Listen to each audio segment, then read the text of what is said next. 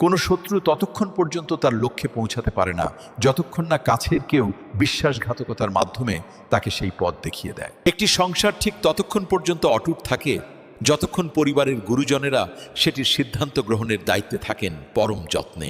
যখনই একটি ঘরের প্রত্যেক সদস্য নিজেকে শ্রেষ্ঠ ভাবতে শুরু করে, সেই সংসারকে ভেঙে চুরমার হতে খুব বেশি সময় লাগে না। এই পৃথিবীতে হয়তো কোনো গাছই কাটা পড়তো না যদি না কুড়ালের হাতলটা তারই স্বজাতি কাঠের তৈরি হয়ে তাকে সাহায্য না করত।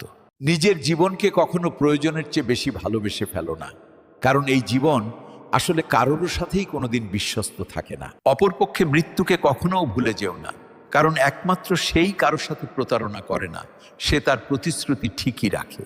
নিজেকে কখনো এতটা মূল্যবান ভেবো না যে অন্যরা তোমাকে হৃদয় থেকে মুছে ফেলে, কারণ অতিরিক্ত দামি জিনিস মানুষ এড়িয়ে চলে। যখন কোনো ব্যক্তিকে তুমি একা চলতে দেখবে, তখন জেনে রেখো সে একজন সৎ মানুষ, কারণ মুনাফিকেরা সবসময় ভিড়ের মধ্যে থাকে। মনে রাখবে, খাঁটি সোনাকে শত টুকরোতে বিভক্ত করার পরেও কিন্তু তার আসল মূল্য বা দাম কখনো সামান্য পরিমাণও কমে যায় না। ঠিক সেভাবেই গুরুজন বা বড়দের কাছ থেকে আন্তরিক দোয়া নিলে কোনো মানুষের সম্মান কমে যায় না, বরং তা আরও অনেক বেড়ে যায়। তোমার দরজায় আসা কোনো অভাবী মানুষকে কখনো খালি হাতে ফিরিয়ে দিও না, কারণ সৃষ্টিকর্তার নামে দানে সম্পদ কমে না।